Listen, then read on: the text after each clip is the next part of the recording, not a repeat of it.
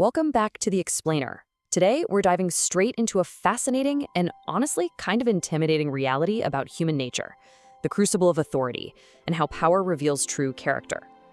Most of us think we have a solid read on the people around us. We spend months, maybe years, working alongside someone, grabbing coffee, swapping stories, and we feel totally confident we know their moral compass. Well, this explainer is going to completely upend that assumption. So, does power actually change people? It's this massive, nearly universal myth in our society that when someone gets a huge promotion, comes into a ton of money, or suddenly gets a massive following, that success fundamentally rewrites who they are. We hear it all the time, right? Oh, the money changed him, or that promotion totally went to her head.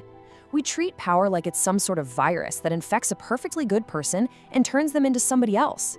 But what if we have that entirely backward? What if they haven't changed at all? Section 1, the illusion of character. Look, when people lack power, they're essentially forced to play nice. They're polite, patient, careful, because they frankly lack the leverage to be anything else. They need the job, they need social acceptance, they need that paycheck. It's a survival tactic. But when power enters the picture and that mask finally slips, suddenly those exact same people might become arrogant, dismissive, controlling, or disrespectful. And here's the kicker. They aren't adopting new traits, they're just dropping the act. Section 2, how power removes restrictions. Because at the end of the day, power removes restrictions. That's literally all it does. It doesn't magically download new personality traits into your brain. What authority does is simply give individuals the freedom and honestly the safety to act on impulses they were already hiding. It strips away the consequences of bad behavior. When you aren't limited by your circumstances anymore, you don't have to pretend. And yeah, that's a terrifying thought for some, because it means a lot of people out there aren't actually as kind as they appear. They're just limited. Think about the everyday triggers where we see this play out. We've all witnessed this firsthand. Someone gets promoted to management, maybe they get a sudden influx of cash, a surge in popularity, or some newfound authority in a local group. These events are just triggers. They're the exact moments those restrictions are lifted.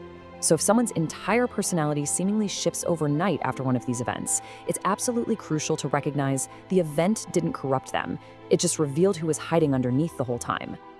Section 3, the amplification effect. I love this analogy. Think of power as a giant volume knob for human treats. The amplification effect is this psychological phenomenon where gaining authority magnifies and exposes exactly what is already inside of you. It cranks the volume all the way up to an 11.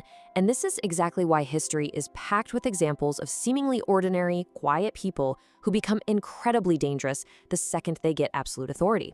They weren't magically transformed by a title, their internal baseline was just amplified. Let's break this down. If a person's baseline is generous, power simply gives them the resources to be even more generous. If they're naturally compassionate, authority gives them a bigger platform to help people. But on the flip side, if someone is fundamentally insecure, well, handing them power almost always makes them hyper-controlling, because now they actually have the tools to force their insecurities onto everyone else. If they're selfish, they just become vastly more selfish. The huge lesson here is that the position of power itself is never the problem. The character behind the position is the whole shebang. Section 4, the true test of character. I really want you to let this quote sink in. Don't pay attention to how someone treats people above them. Pay attention to how they treat people below them. Listen, everyone knows how to kiss up. Being polite to the boss who signs your paycheck requires absolutely zero moral fiber. It's just good business. It's incredibly common because it benefits them. But how someone treats subordinates, the people who can do absolutely nothing for them, that is the purest window into their soul. Respecting powerful individuals is just playing the game. But watch how someone treats a waiter at a restaurant, a junior employee, or just a random stranger on the street. Have you ever seen someone act super deferential to a CEO and then literally snap their fingers disrespectfully at a barista 5 minutes later? A lot of people mistake that blunt arrogance for confidence or being an alpha.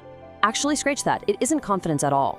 It's a glaring, massive exposure of poor character.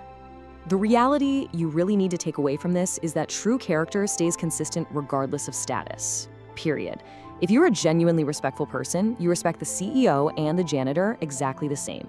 But that level of consistency is incredibly rare in a world where so many people change their entire vibe depending on what they think they can extract from you. Finding someone who stays the exact same, whether they're at the bottom of the ladder or the top, is finding someone you can truly trust. Section 5. Building your foundation early. So here's a highly practical framework you can start using today. Step 1. Observe actions over words. Words are super cheap. Promises are easy to make. Stop listening to what people say they're going to do when they reach the top and watch what they do right now. Step 2. Recognize those circumstantial limits. Ask yourself, is this person being kind because they want to be or because they have to be?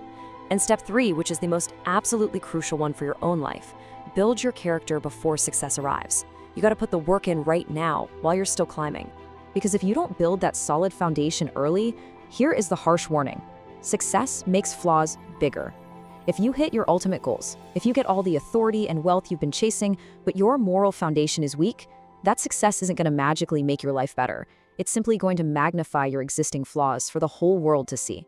It's a brutal lesson that countless leaders and celebrities learn way too late. And this brings us right back to the central paradigm shift of this entire explainer. Power doesn't create character, it exposes it. I want that concept permanently lodged in your mind. Next time you're evaluating a business partner, a friend, or a leader, just remember that handing them leverage won't magically morph them into someone better. It's only going to pull back the curtain on who they already are. Understanding this one facet of human behavior is quite literally one of the most valuable skills you will ever develop. So, I'm going to leave you with this provocative final thought. If true, absolute power walked into the room today and removed every single restriction in your life, who would it reveal you to be? Would it amplify a generous, compassionate person, or would it expose something else? Focus on your actions, build your foundation now, and start judging people a little less by what they say and a whole lot more by what they do when the restrictions disappear. Thanks for joining me on The Explainer today. If you want to keep exploring deep psychology, mindset, and the hidden realities of human nature, be sure to subscribe, and I'll see you in the next analysis.